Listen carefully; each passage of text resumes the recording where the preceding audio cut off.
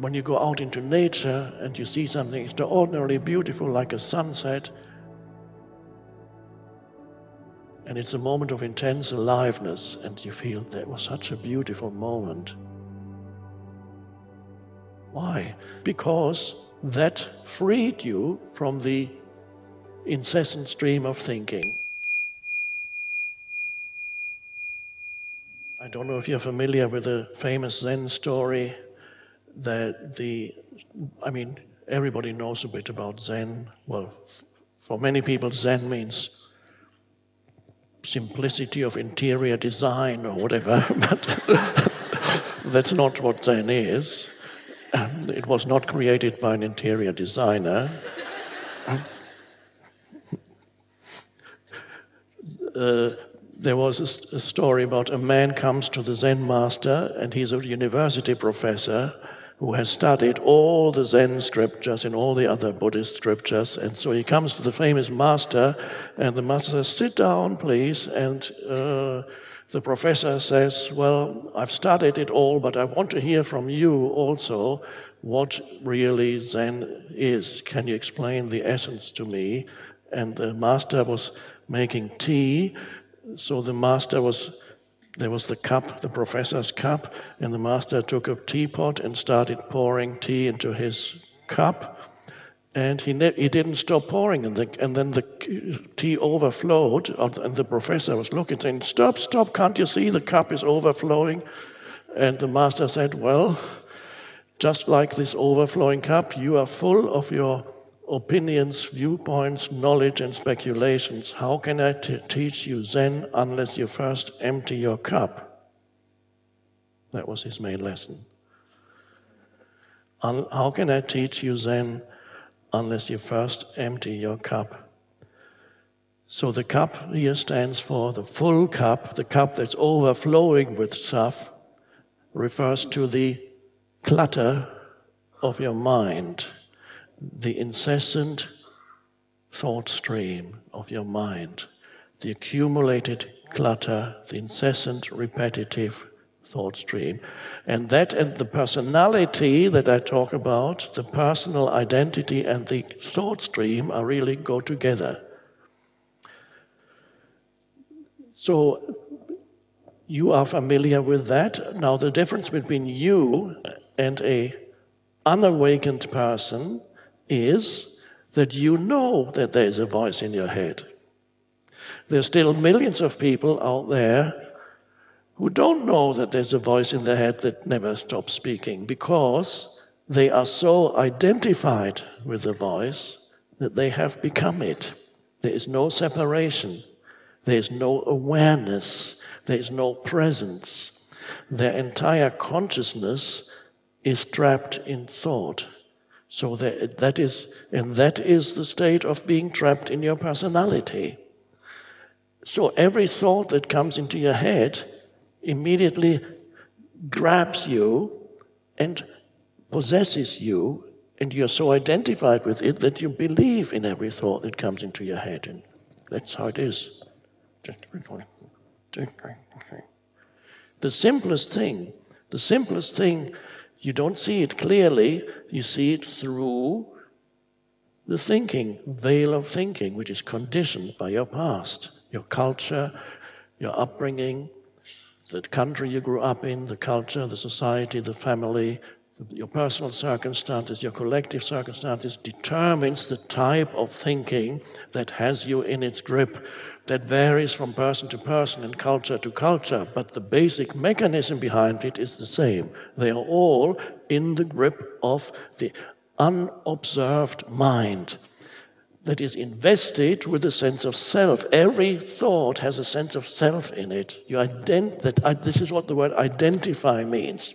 You identify with every thought that comes into your head, and you believe in every thought that comes into your head. This is the case. If there's no awareness whatsoever, then that is your fate.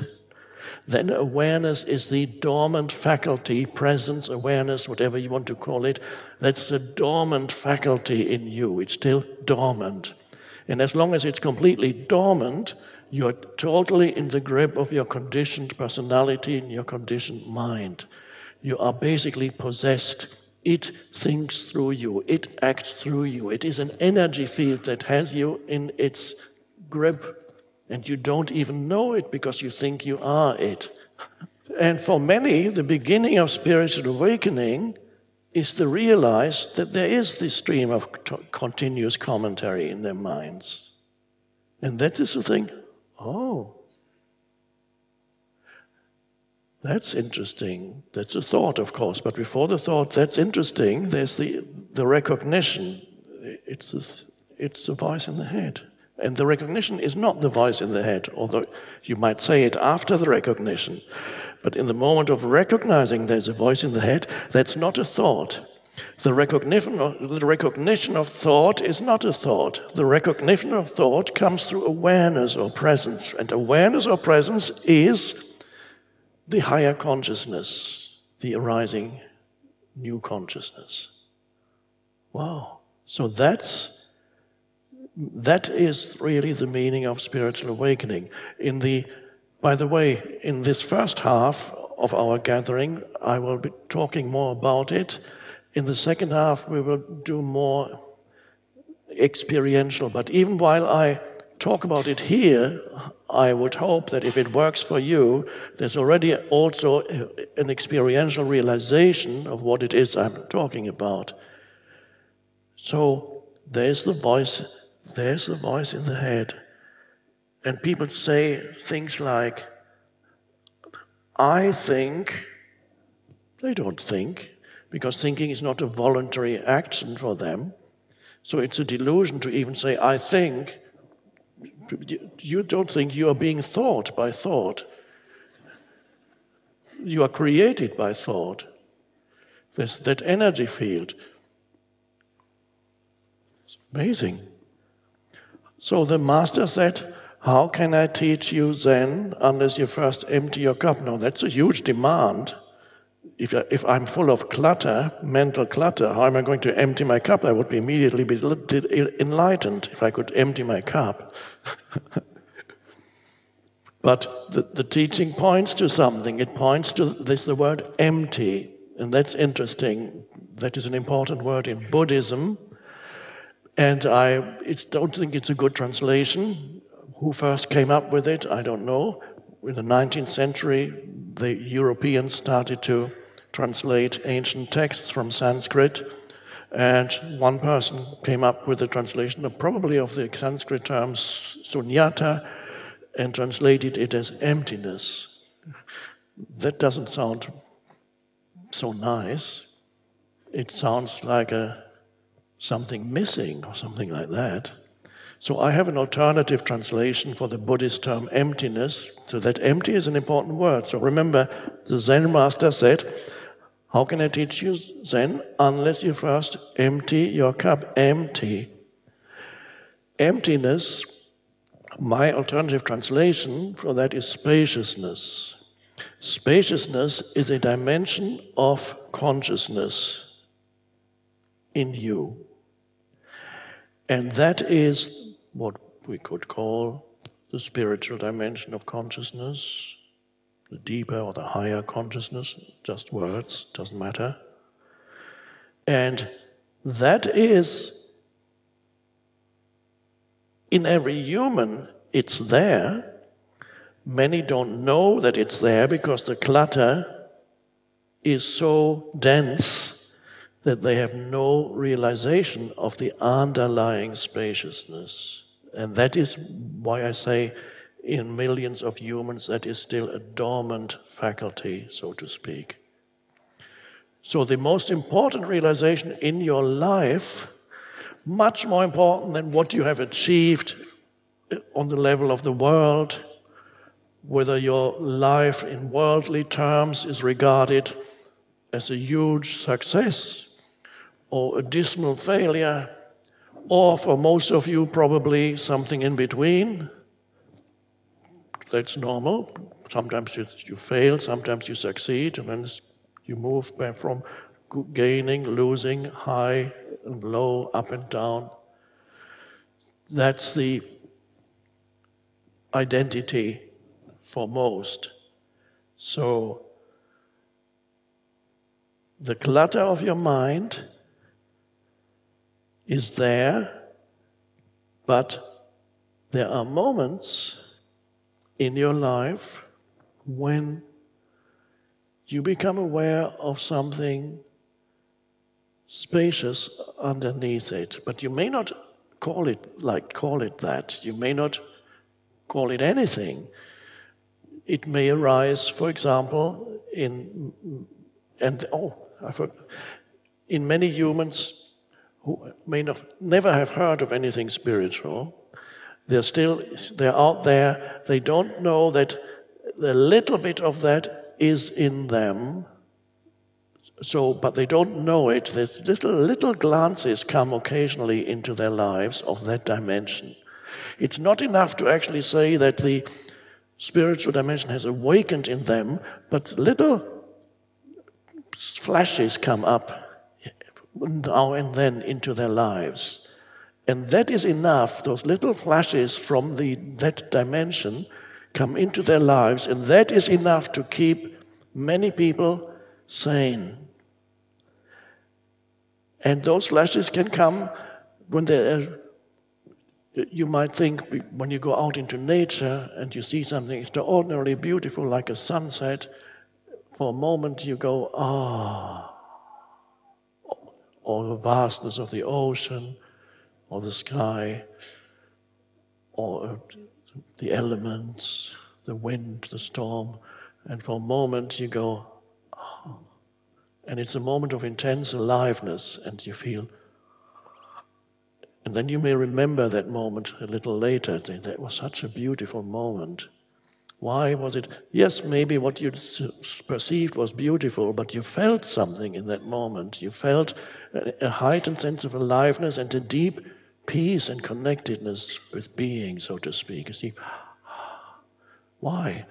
Because that moment of sense perception of something vast or beautiful freed you for a moment from the incessant stream of thinking. So the incessant stream of thinking, let's say you see this incredible sunset or whatever, and for a moment you give it your complete attention, and for a moment you're not thinking about yourself, your problems, your problematic life history, or your even more problematic future. You're not thinking about anything. For a moment, the stream of thinking subsides, and it goes. And that is, without knowing it, you have a little flash that's come up from that dimension, and then the next moment it may come up a few days later again, when you look into the eyes of a baby, 1 year old. Maybe just in the street or in a cafe, and the baby looks at you, and the baby is 1 year old, and the eyes are like the baby's.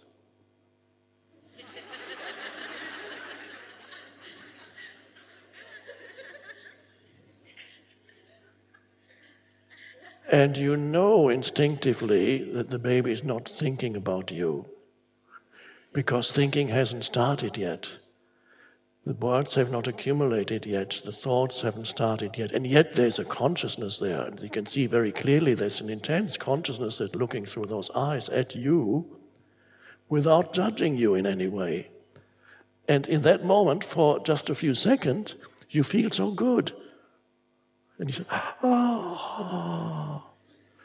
Why do you feel so good?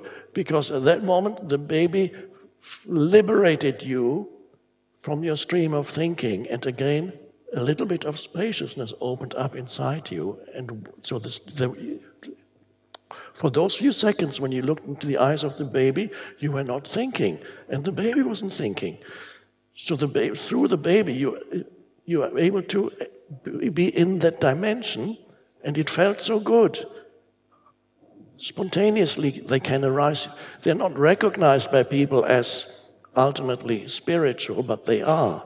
And so many people, there are millions of people who experience those things briefly, but that's enough to give you a sense still of life is worth living.